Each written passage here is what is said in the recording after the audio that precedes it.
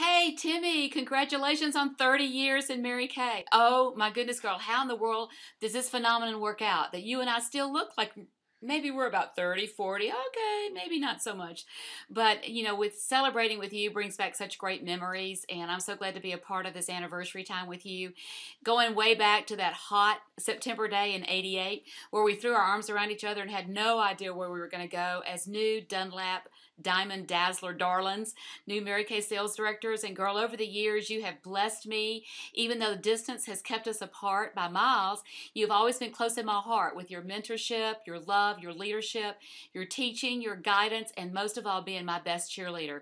Thanks for all the years of fun and Vegas retreats and Mary Kay times on stage. Right now, let me just make one thing perfectly clear, and I'll lift my glass with you to say we will be national sales directors in Mary Kay's 50th year. Love you, girl. Bye-bye. See you soon in Atlanta.